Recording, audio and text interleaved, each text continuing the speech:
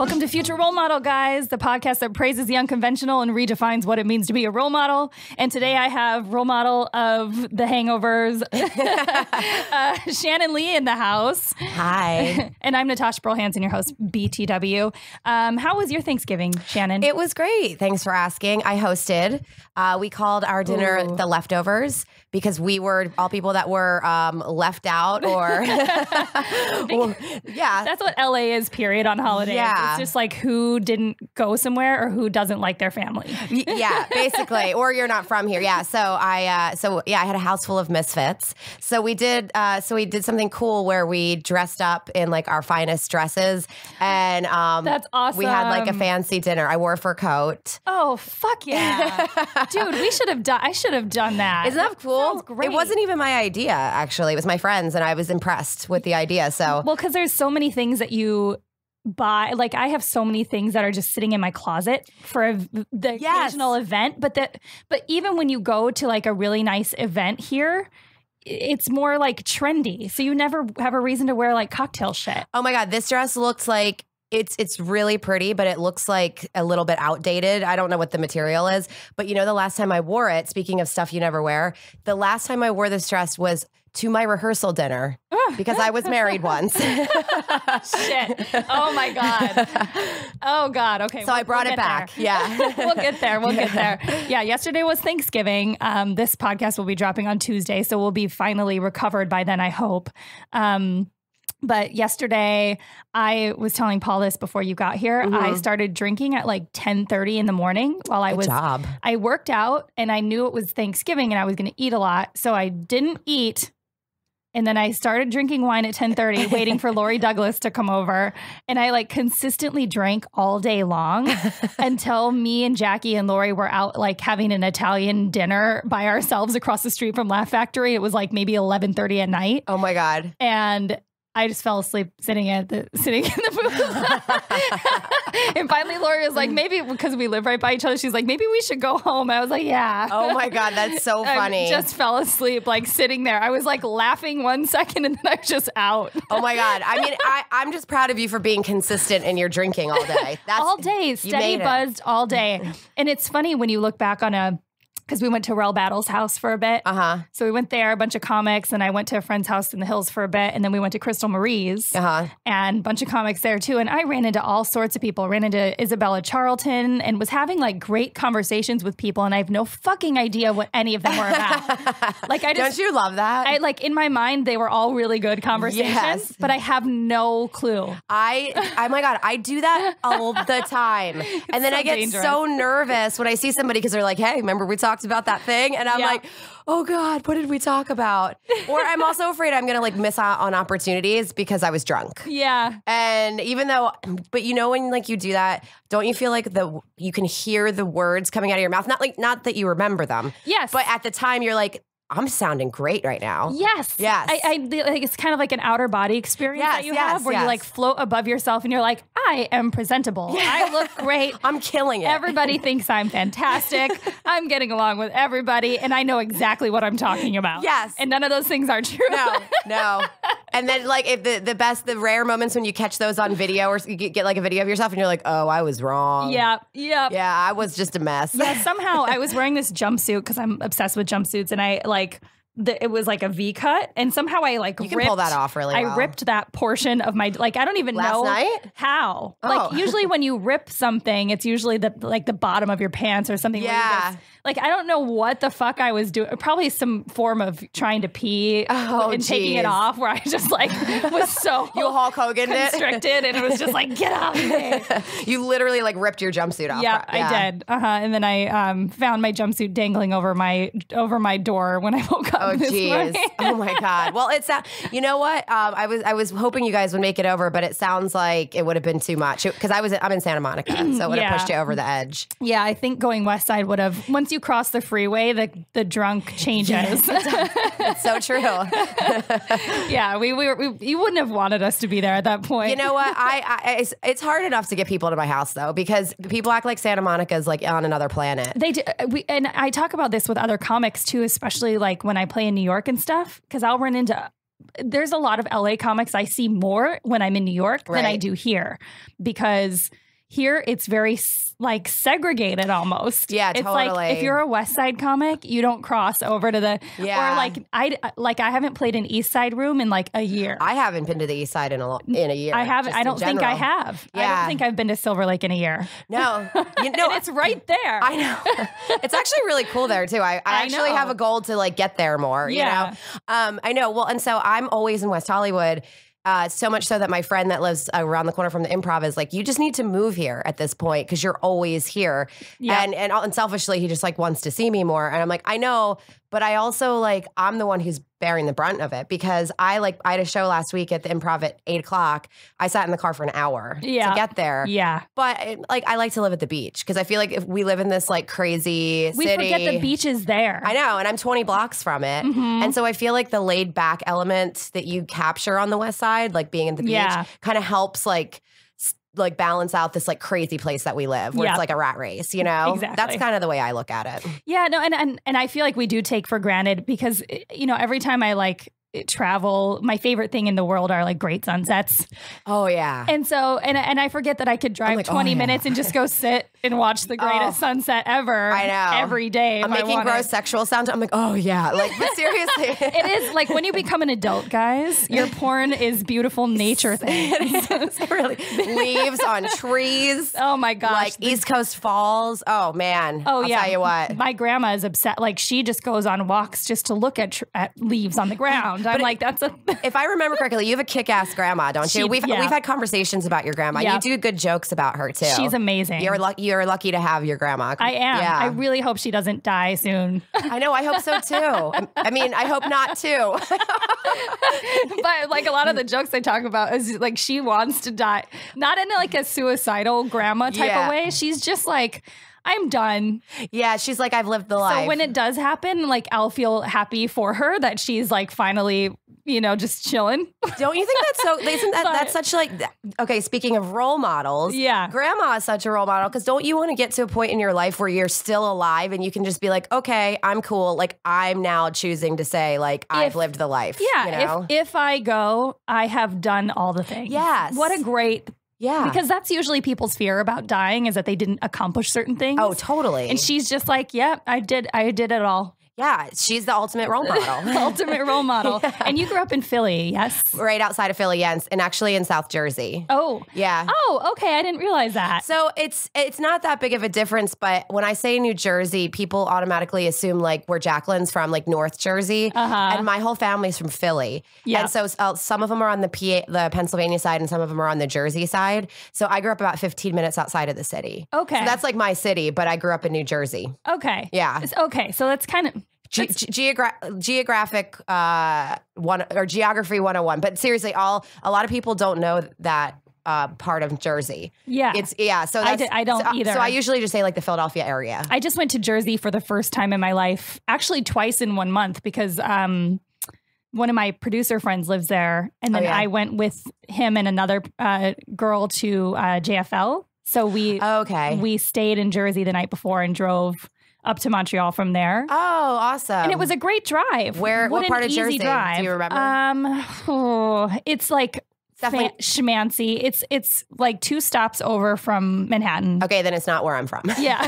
I'm from the whole other part of the state. But it's crazy. You get to Jersey and it looks like Wisconsin. It's like trees and like people don't know homes that Jersey and shit. Jersey gets a bad rap, and it's like it's a really pretty state. Did you know that North Jersey, not where I'm from, but where like the Housewives show is and all of that, and like the Sopranos took place, Franklin Lakes and all that area. That some of those towns are more expensive than like towns in California to buy a home. Oh, they're really nice, and like he's part of this country club, and so we went and hung out there one day, and I was like, dude, I feel the most.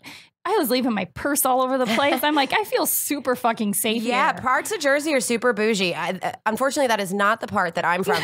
But the part that I'm from, a lot of people don't know it because like if you base it on like the New Jersey Turnpike, people will say like if they've never heard of my town because they never have, they're like, what exit are you? And I'm like 3 or 4, and they're like, oh, you're one of those people. And I'm like, yeah, I'm from the part of the state that like you guys nobody goes to. Likes. Well, it's a lot of farmland actually. actually. Yeah. Like my sister literally lives on like, I don't know how many acres it is, like a Christmas tree farm that she and her husband bought. And they're 20 minutes outside of Philadelphia. So you can like live on a farm and like be outside of a major city. Yeah, that's kind of how my town was. I mean, when you really think about it, most of the country is farm. I mean, true. You know, what else are you going to do with all the space between the cities? True. We grow did that. shit. Yeah. I grew up I didn't grow up living on a farm. I did live on a farm for a little bit. My grandparents had a farm. And then all my friends had farms. And then I worked on a farm. I worked on like 5 different farms. Did you really? I've never really done much on a farm. But then we were right outside of Madison. So it wasn't like, we weren't like hillbilly in the middle of nowhere. Right. We were like hillbilly adjacent, you know?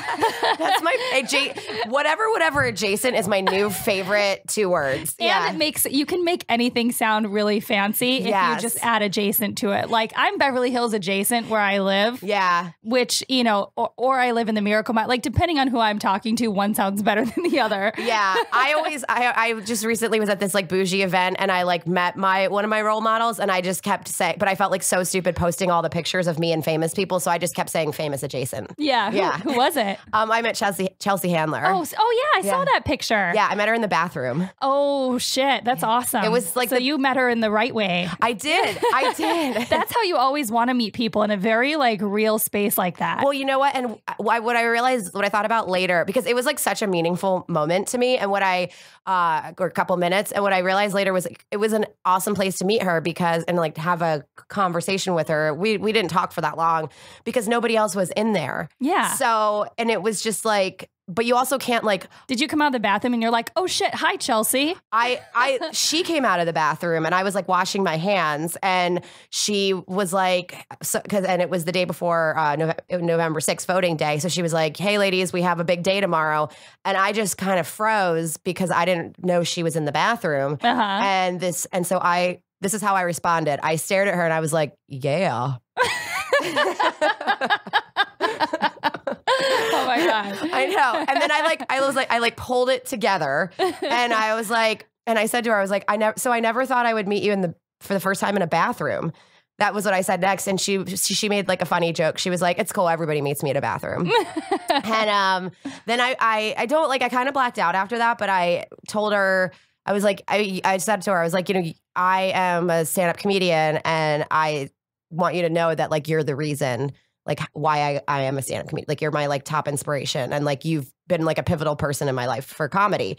And she was like, oh my God. She's like, let's take a picture. And she was like, it was cool, you know? Yeah. But then I sort of was like, and I gave her like a quick snippet. I was like, I heard you talk before you were ever, before Chelsea lately, like you were on VH1 or something. And I'm half Jewish. I'm from New Jersey. Very similar, maybe background point of view. Yeah. And I heard you say something and it was like just a joke about like a slinky or something, but I like my head like snapped towards the TV because it was like the voice in my head. Yeah. And I was like, so I've been following you ever since. So I felt like it was a cool like. And then I asked her if she would go to the after party and she said yes, but she didn't go. But to be fair, nobody went. So, but then Mary McCormick came in and I was like, well, I can't be like best friends with them yet. So I have to leave now. Dude, that's such a great moment though. And I feel like nobody should ever be offended by somebody saying that they really look up to you. Oh, I mean, I'd have to think, don't you think that's a part of the reason why we do what we do? Yeah. So one day a girl comes up to us in the bathroom and is like, hey, you're the reason I do what I do. Yeah. You've inspired me. And so I felt like it was really good because I didn't like fangirl out.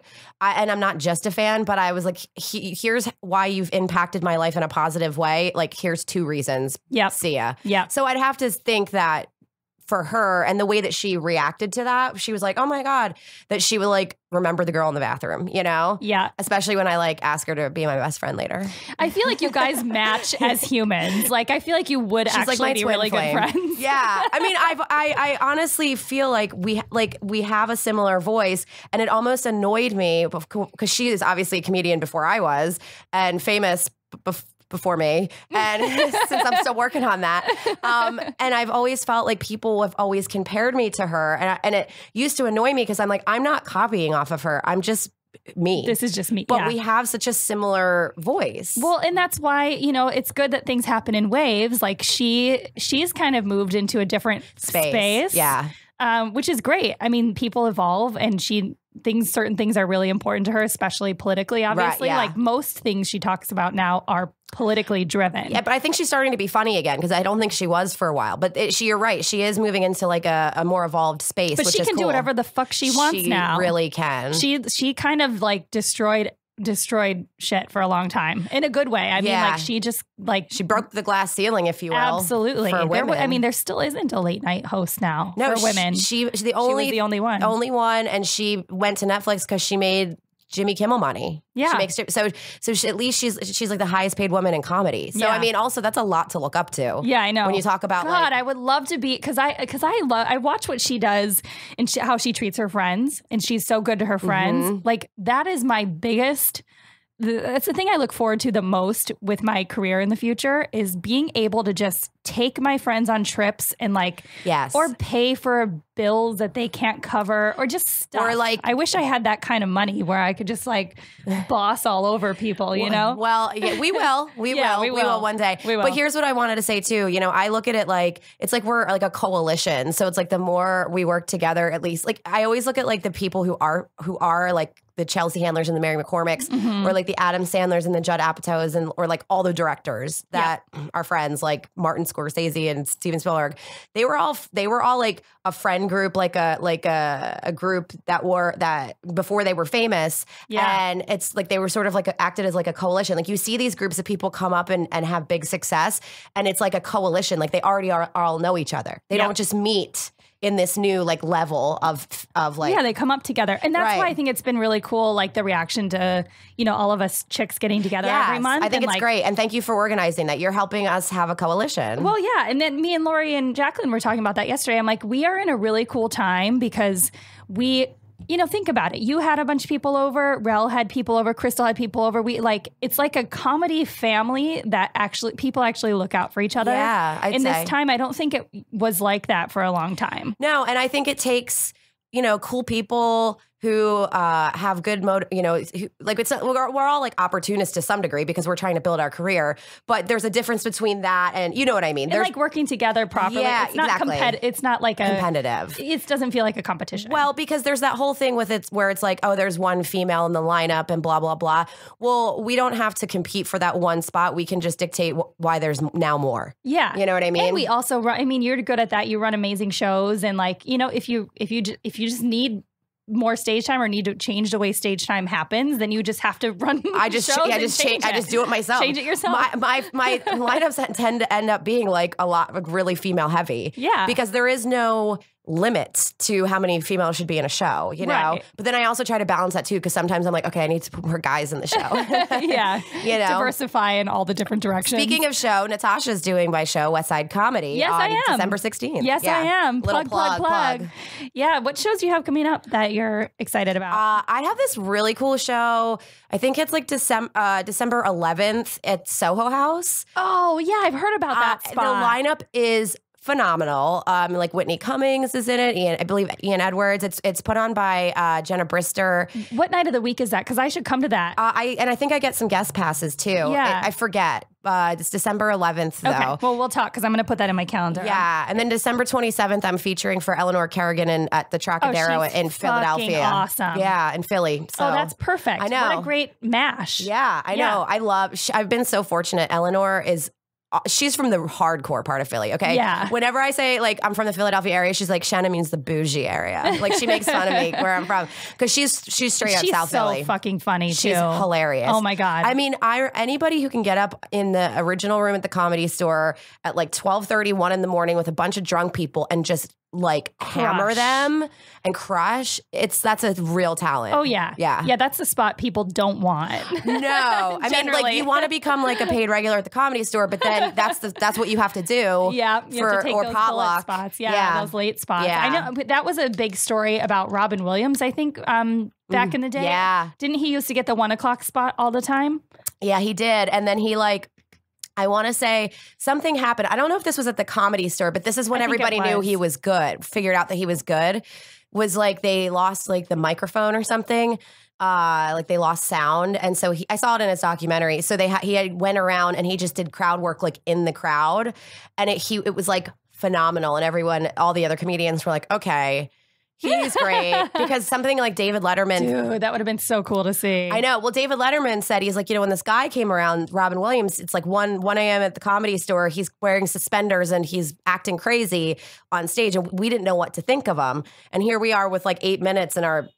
Can you curse on this? Yeah. Oh, yeah. Dicks in our hands. That's not even a curse word. Yeah, yeah. But like we have here we are with our 8 minutes, like holding our dicks, and like this guy's just going crazy. So yeah, that's how he started. And and at first nobody was sure if they liked him. The other comedians. Yeah. I mean, I'm like, well, probably because it was something they've never seen before. Yeah. You know? Yeah. And I think that's why people do gravitate towards the Comedy Store in particular, because it's like such an open... People can really do what they want in that room, in the original room. Like I've seen so many different types of comics go up there. Yeah. And that's when I saw, that's when I first saw Tiffany, and like years ago, me and Tiffany did a lot of different things together, sketches that we shot together. We shot a pilot game show together. I mean, this was like way before the big trajectory of Tiffany. Right. But I saw her for the first time when I moved to LA in the original room, and she was like wearing her backpack on stage because she was like talking about how she didn't trust people leaving her bag around in the room. And like she was making fun of somebody and did like her whole time was crowd work. And it was just really, she was so good. And I was like, dude, she's going to be something. Yeah. Well, you know what? I actually had her on my list of somebody I wanted to headline my show. And then it was like, Tiffany Haddish just blew up. And I was like, all right, well, I guess I was a little late to the party on that one. I had her on different lists too. And I'm like, well, now she's an A-lister. So maybe like it a little bit. Yeah, right. Yeah. Wait, give it a minute. When she's not the last black unicorn anymore. No, she will be forever. But speaking of, she just did I think she just did a special with Chelsea Handler. Actually, they did some like something on Netflix, or they're working on some project called like White Privilege. Ooh, yeah, that should interesting. Be good. Yeah, because that's who Chelsea partners with now. Yep. It's like Tiffany Haddish and like I think Kevin Hart's in there. So I mean that's probably going to be pretty good, dude. I'm excited for that. Yeah, and I'm glad Chelsea's the one doing it. Your bathroom bestie. I know. I actually always meet people in a bathroom, dude. I meet a lot of cool people in the bathroom. Yeah, I mean I've been going through bathrooms my whole life, just meeting cool people. Just hanging out in bathrooms everywhere you go. They're like, where's Shannon? That's where to go. She hasn't been at the event all night. She's just hanging in the bathroom, seeing who she can meet. It's a great strategy. What was your upbringing like, and what got you into the comedy space? Or what got you kind of interested in that? My upbringing was like, I was... definitely. I had this best friend growing up named Courtney, and I give her a lot of credit for me being in comedy because she reminds me a lot of Kate McKinnon. Mm-hmm. And if you were to ask like our families who would be the comedian, if you had to guess, it would probably have been her because she was more like the crazy big character, and I was sort of like, you know, more the straight guy or whatever. Yeah. Like, we all we did was laugh and come up with like stupid stuff, and like. I don't even know how our brains came up with some of the things we came up with, but I think that was what the part of my upbringing that sort of propelled me into being a comedian as an adult. Mm-hmm. And then I actually never really knew I was going to be a comedian. Because I went to college, I got a business degree, and then I was in corporate leadership for like almost a decade. And so that whole time, the only part about my job that I really liked was the speaking part. Yep. Public speaking. Yeah. And so I remember I had to report on transportation, and transportation is so fucking boring. Yeah, so I'm like, my goal is to get these people to retain the information. Did you at least get the helicopter? Did you get to be in the helicopter? No. Oh, damn. No, this is like trucks that like transported like produce and stuff. Oh, it's so like, the really exciting kind. Really. Yes, it's awesome. And so I had to like report on transportation regulation to all these people, and they didn't care because it's so boring. So I started to pre-plan like crowd work. Mm-hmm. And that's sort of was like my first step like into comedy, because then I was starting to do funny presentations and people were laughing and people were retaining the information. And so it was becoming an effective way to present. And then one time this guy came up to me and asked me to perform at his convention. And I said, do you want me to talk about transportation? And he was like, no, just do the funny stuff. He essentially hired me to do stand-up, but yeah. I didn't like, I wasn't. You didn't categorize it like right. that. Right. And here's the funny part. He was from the NWA, which stands for National Watermelon Association. Isn't that funny? That's a thing? Yes, that's a thing. NWA. So gangster. I know. So I did my first thing at the NWA, and it was all about watermelons. Where this was in Jersey? No, this was in I left Jersey when I was like 18. Oh, okay. Okay. I moved to California in 2006. Okay. So you've been out here for a minute. Yeah. So I used to travel all over for my job. But so that was sort of but I had all this training too. So I was very comfortable in front of a crowd and I just loved to make people laugh. So when I moved to LA, it was like a natural transition for me into comedy. And then the Chelsea story is that, rewind many years ago, I went down, my friend took me to Chelsea lately for my birthday. Ironically, her name is Chelsea. And I sat in the front row and this is like way before I was a comedian, and it was great. And I was like, I had like such a surge of like energy and happiness from it. And so I guess I said something to her afterwards and I didn't know what it was, but the memory came up on Facebook a couple years ago and she called me and she's like, hey, remember when we went to Chelsea? And I was like, oh yeah, that was awesome. She's like, hey, do you remember what you said to me after it was over? And I was like, no. And she said, you said if my life were different, I would be divorced, I would live in Santa Monica, and I'd be a stand-up comedian.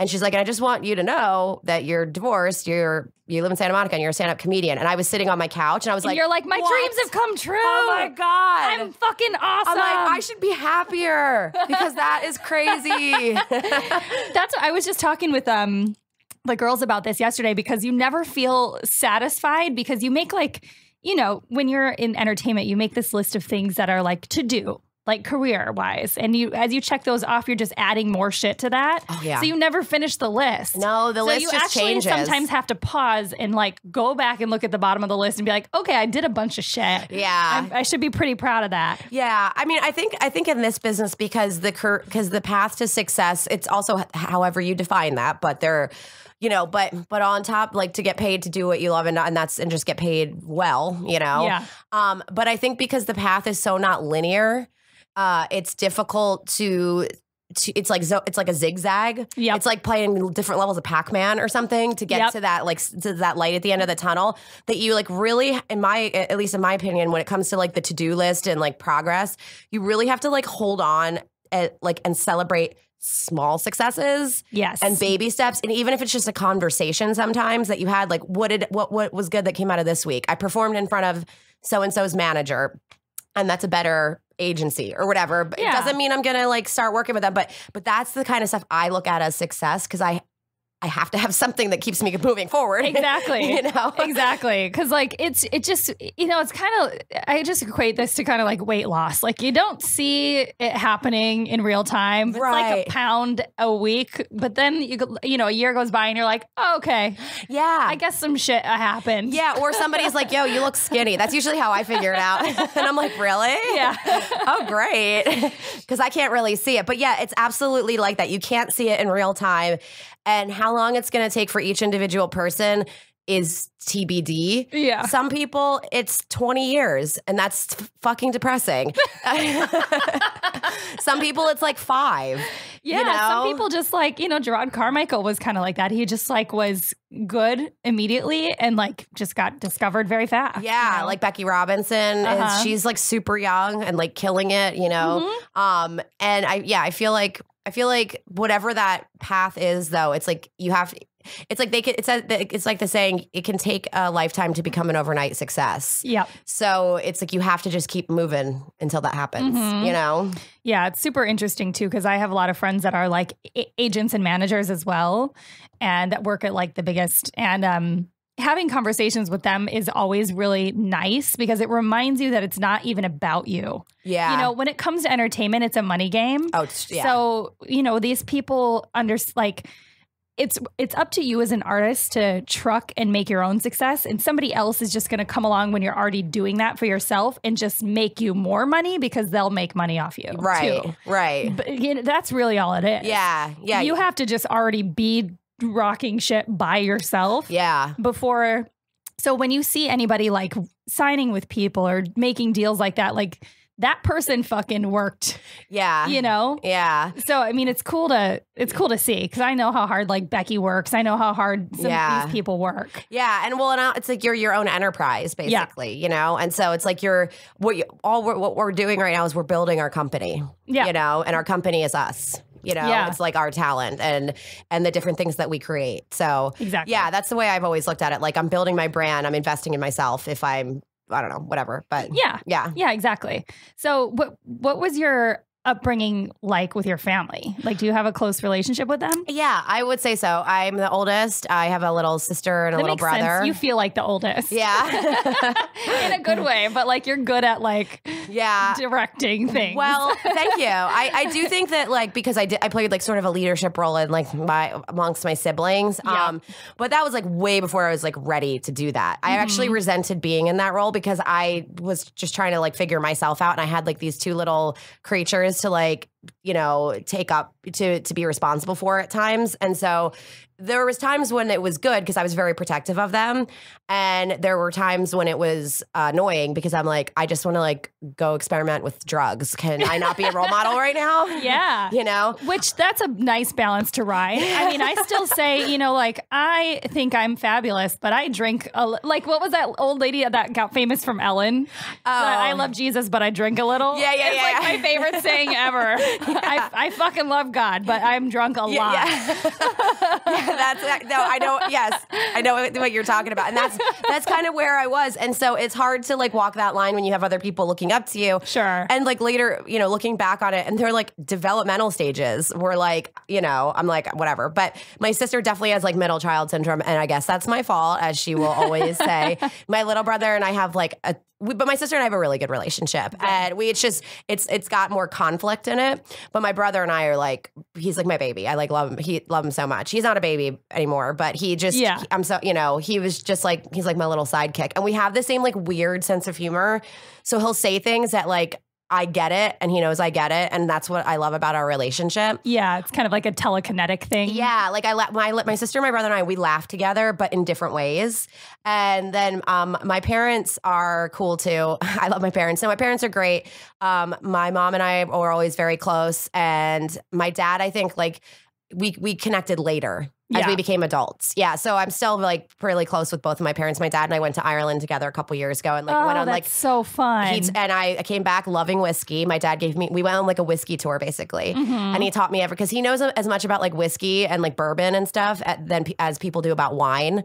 So that's the right person to do that with. Yeah, I know. So yeah, it was good. I mean, it was a pretty normal upbringing, I would say. Yeah. And like I just loved like being like performing and like being like my sister and I have all these pictures where I would like wear tutus and like sing, and she'd be like my backup singer and stuff. So yeah, we just had like we were into theater and you know all that kind of stuff. That's cool. Yeah. Did you get into any trouble as a kid at all? I did, but I feel like there was a time in my life where I remember thinking to myself, if I can get through one day without getting in trouble or getting punished, then it was a good day. I feel like it was weird because I think it was just because like I was never like watching my sister and my brother enough for my parents or something, but I was like, yo, be better parents. It's not my job, okay? So it was like, that was why I would get in trouble, but I would do some really shady shit and I never got in trouble because nobody ever knew. Like I used to, because I like to make money, so I used to sell stuff in the neighborhood. And you are Chelsea Handler. She did that shit too. I know. I used to pick people's flowers and sell them on another street. And I would wrap them with a swirl of paint. It's genius. I know. Well, the best one was when my parents went out. I had this like really lame babysitter named Susie Cade, and she would like fall asleep on the couch. So I would take all of our food, and then I would like run around to like the neighborhood kids, and I'd be like, flash sale, like for 10 minutes, I'm selling pretzels or something. And I'd have kids like lined up around the block, like buying food out of my kitchen. And I was like, I'd sell them those little like bathroom cups of Sprite, and I would make all this money. And then my parents would come home and be like, where's all our food? And I'm like, Susie Kate ate it all. You're so fucked I know. up. So like I was really, awesome. I was real shady as a kid, but I never got in trouble because I was really good at it. Like, you know, doing that. So The one thing that got weird was my mom, and this is true. My mom found yen under my bed, and she was like, "Why do you have international money?" Because I started selling a magazine to people, like to girls like in my demographic, like around the country, and people just started sending me $3 because that's how much my magazine cost. It was called Fresh Ink, and I figured out a way to like market myself to these girls, and so I was like running a magazine out of my house, and then with my friend Dana Walsh, and Dana's parents were paying for it, and then I just like a real magazine? No, I basically I took my head and I put it on a model's body. Amazing. I hope you have pictures of it. I have the whole issue at my house. My mom found it. It's a whole magazine. I basically copied off of like 17 magazine or whatever we were reading at the time. Yeah. But like I have a Ask Courtney. That was my Kate McKinnon friend that I referenced. I have like a Ask Courtney column, and it's like, "Hi, Courtney, I just moved to school and like no one likes me. What do I do?" You know, stuff like that. Yeah. Yeah. And then this girl I met down at the Jersey Shore, she started sending me these things called friendship books, and they were like the first form of a chain letter. Oh, and so they were like, so she would like write me a letter, and then this little book in there would say like, this chain letter was started by Heather, whatever, from Closter, New Jersey. Here's my address. And then you would take a page in there and be like, "Hi, I'm Shannon. I like unicorns. Here's my address. Like, be my best friend," or whatever. And I started getting all these pen pals, but I like realized I don't really, no offense to these women, but I didn't really care about their lives. Like it's like, "Hi, I'm Sally. I live in like Idaho." I'm like, "I don't give a shit." I'm like, "Hey, Sally, do you want to buy a magazine?" So instead of getting pen pals, I decided to start using these books to say, "Hi, my name is Shannon. I sell a magazine called Fresh Ink. Send $3 to my house." And people just started sending me money. You're amazing. Well, so whenever I have moments where I feel like I'm not successful, I'm like, remember that, just always hold on to that time you got people to send you money from other lands. Yeah, dude, even yen. That's crazy. I know. Do you watch Shark Tank? Because I'm like super into Shark Tank. I feel just started getting into it. Oh, it's the best show in the world. It's the only reality show that I'll watch. I just started getting into it, and I do like it. I want to be one of those people. I want to be one of the people that, like, one of the judges for sure. Yeah. No, in my mind, I own like 500 businesses because I watch so many things on there. I feel like I know everything. Yeah. That show is really good. It's actually good to see. It's because, like you said, since you are as an entertainer, you are your own enterprise. Right. I feel like it's helpful to watch business negotiations happen because deals for television and such are exactly that. Yeah. You know? Yeah. When you start an LLC, it's like the same. It's the same shit. Yeah, it is. Much different scale. Obviously, those businesses are like billion and $1 million, but yeah. But no, I mean, learning, like, it is good for like learning or sharpening like your negotiation skills, or like maybe like buzzwords are always good. So I feel like you learn probably buzzwords from there, you know? Like when I was in corporate, I used to use the word alignment all the time. We have to make sure we're in alignment. As long as those two are aligned, I think we're fine. And people would just be like, "Okay, cool, that sounds great." And like, but if I said it differently, like it's like I'd have to keep talking. So I'm like, I feel like buzzwords like make people go away. Well, that's what makes the president what he is. Yeah, but like in his case, it's like fuckery. Yeah, buzzword. serious. But like, I think that they did a study on him like before he was even president. They were just saying basically when he talks, he just uses these like 12 words. Yeah, yeah, and from the bottom end of the fucking dictionary. Yeah, seriously. We won't get into the president. No, I know. Obviously, I get very mad. No, I know for sure. Yeah. So, what have been some like struggles in the comedy world that you feel like are? I mean, same things that you've probably experienced. Just like, first of all, like I hate to like tote the female thing, but first thing is the, just being like female, one female in the lineup sort of. And when you're not controlling the show, you're subject to that. And I think it just like takes away, but hopefully that's going away.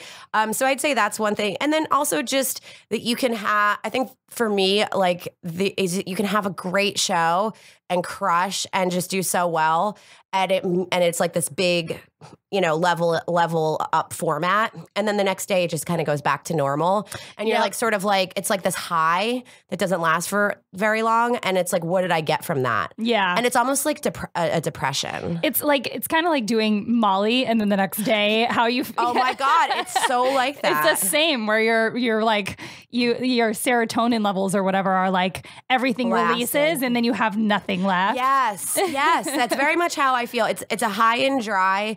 That I think is what causes it's like why comedians have such fucked up lives, because I think the art of comedy creates an imbalance that you have to learn how to live with to have like a healthy lifestyle. Well, and I notice this about myself too. If things are going too smoothly, then I have to fuck something up. It's like, and it's not even a mental choice. It's like I just, I cause like a turmoil within myself just to feel like something is fucked up again. Because I write the best, and I have a great relationship, but there's like times where I'll like start like an argument with my fiance over nothing, probably just because things have been going too well, and like I just need to like fuck something up. Yeah, you know what? I totally get that, and I don't even think that's called being self-destructive, because that's something different. Yeah, no, it's more just like but from chaos comes like the best comedy. Like I think like I have some relationships, like an important relationship in my life that I'm exiting, and I'm in the process of doing that, and it's like so troubling for me, and it like really hurts me. Is it somebody that you're dating? It's a friendship. It's a friendship. It's been those are hard. Yeah, and so it's been very troubling for me, but I find that like when I talk about it and I think about it, it invokes so much emotion, and like anger and like sadness, but then I like have so much clarity. Yeah. Does that make sense? Yeah. And I think that helps with writing, to be honest, because like even last night at Thanksgiving, I swear to God, like there's so much comedy that came out of last night. Just by hanging out with other creative, awesome people. And then also talking about this relationship and then talking about other relationships. It's just like, it opens your mind to like, but something about that gives you clarity. Because when things are going too well, you can't see anything. Yeah. You know what I mean? Yeah, that's exactly what it is, I think. Like it just feels like chaotic. Yeah. Good, but like you can't really even see. Yeah. It's just like a puzzle being thrown in the air. Well, it's like we were talking about this one comedian, and it's like this. It's like his bits are like when I went to the store, when I parked in my car, when I was at a coffee shop, and it's like it's in a weird way. It's kind of like, okay, so you're not seeing anything because you're not having real life experiences. You're just sitting in a coffee shop and you're talking about it on stage, you know? And so, I mean, not to knock his comedy or anything like that, but it's kind of like the same thing. It's like if you're not putting yourself outside of your comfort zone or in these situations, you're not seeing anything. Yep. If you could just go to a coffee shop, what's funny about that? Exactly. Well, and that's why, because you're a storyteller as well. Yeah. And I'm a storyteller. And because originally when I started stand-up, I thought I was going to be more observational humor. It used to be a trend. Yeah. It's moving way away from that. Most people have more of an intimate story that they're telling you now. Yeah. Which makes sense because you can't be like somebody else. Yeah. If you're talking about yourself, you're not going to have the same fucking material as somebody else. And you know what? To be honest with you, that's the only comedy that I've ever really been good at, I think, because it really connects me to what I'm talking about. And I feel like it makes people feel connected to me as well. Do you know what I mean? Yeah. Like you leave and they know who you are. Yeah. I mean, because that's the whole goal. Yeah. If you're doing a Tonight Show set or whatever you're doing, like you want to have spent that 6 minutes or 7 minutes or whatever it is, letting people figure out really fucking fast who you are. Yeah. And that's the whole thing with comedy. And connect to you because then that's why they like you and that's how you make an impact on them for sure. Exactly. It's not necessarily always about the jokes. It's like that Maya Angelou quote. I love it. It's like people won't always remember what you said or what you did, but they'll always remember how you made them feel.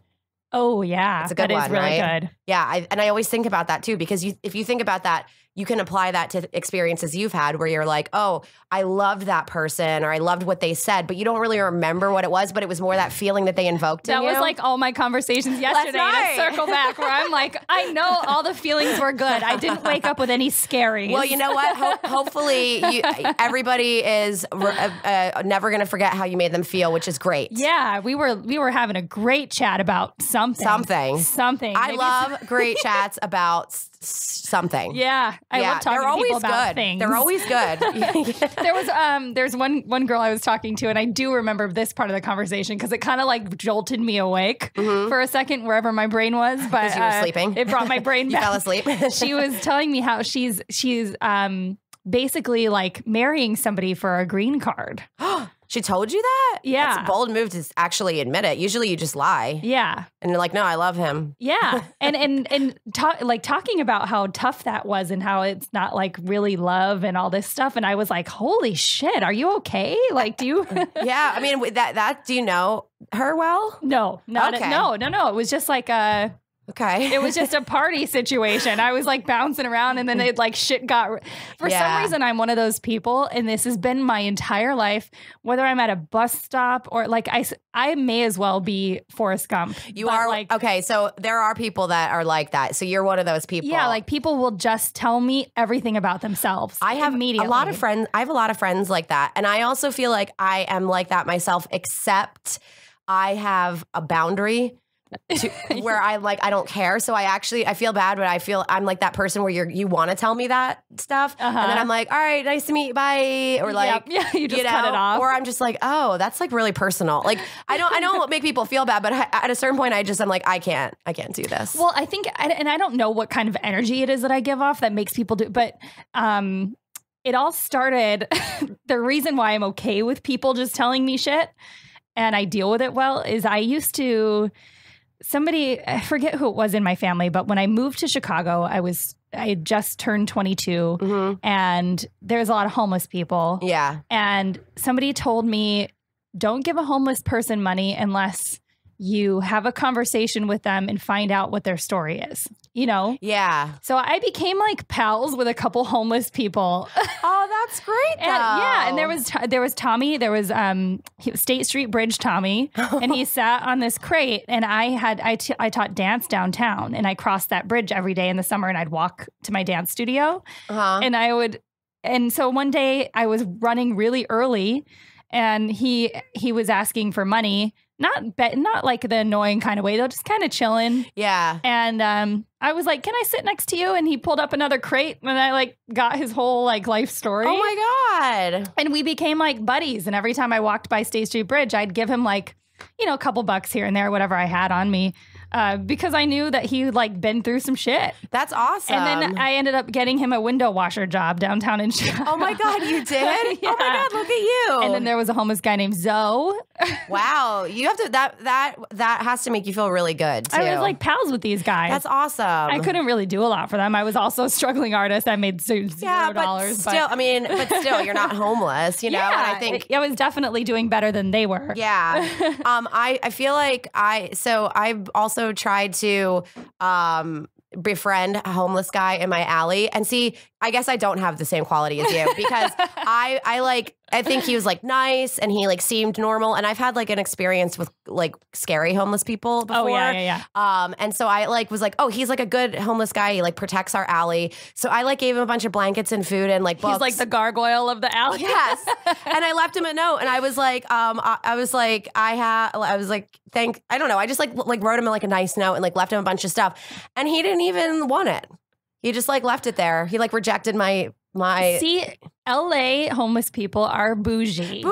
Because the way I looked at it in Chicago, to be homeless in a cold city takes a lot of fucking guts. Yeah. Like our homeless people are privileged. Ours are spoiled. Well, one time a person tapped me on the hand when I was driving my car when I used to smoke and I was smoking a cigarette and was like, do you have an extra cigarette? And I was like, no. Yeah. Don't like touch. Don't like reach into my car. Yeah. And then she got all pissed off. So she walked real slow in front of my car in the middle of the street back to the sidewalk while the light turned green and everyone started beeping at me and like looked at me in the eye and was like, all right, well, if you're not going to give me a cigarette, I'm going to like walk in front of your car. I was like, the nerve of you. So weird. That's a lot of nerve. Yeah. You know? Well, and I was driving, I forget where I was getting off of the 10 somewhere, and it must have been somewhere west side. And this was like maybe a month or two ago. And there was a guy asking people for money at the stop sign. Mm-hmm. And the car in front of me, so like I could just tell by the gestures, they were like, oh, I don't have any money, but I have this pizza. They handed the guy a pizza, and the guy looked inside the box, and it was still like steaming and stuff. And apparently disapproved of the toppings and threw it on the ground. Oh my God. And I was like, I would be so pissed if I just gave somebody my fucking pizza and they threw it on the ground. Because I also, like, you don't disrespect pizza. No, okay? that's the meanest thing you can possibly do as a person. It is. To disrespect a food that everybody loves. Everybody loves pizza. Pizza gets us through the hard times. Nobody. No, and pizza, honestly, like I am a big fan of pizza. I taste test pizza all over the city. You can usually find me in a pizza shop, so or a bathroom. On that note, that's eating a perfect pizza. place to end. So you have your Soho House show on December 11th. Yes, and then December 27th, Trocadero in Philadelphia. Yeah. And you can come see me and Shannon on December 16th at the West Side. At West Side Comedy Theater in Santa Monica at the Promenade. Also, go ahead and plug your social media handles. Oh yeah, I'm at Shannon Leigh Comedy. My last name is spelled Leigh, just so it's not Bruce Lee, it's the other kind of Leigh. Yeah, Shannon Leigh Comedy, Instagram and Twitter. And then I also have a podcast called Playing with Balls. Mm-hmm. It's a sports comedy podcast. So if you are into that, then follow me there too at Playing with Balls. Yeah, listen to her because she's amazing. And you can follow me at NPH Comedy on Instagram, Twitter. You can follow the podcast at Future Role Model on Instagram or at Role Model Pod on Twitter. And you can follow the Comedy Pop-Up Network at Comedy Pop-Up or at CPU Podcasts, and follow all their podcasts because everybody's amazing. This place is nice. And Paul is awesome. Shout out to Paul. Hi, Paul's great. Paul, it's the Paul Antonio, correct? At the Paul Antonio. Follow Paul as well. He's an amazing, amazing human being.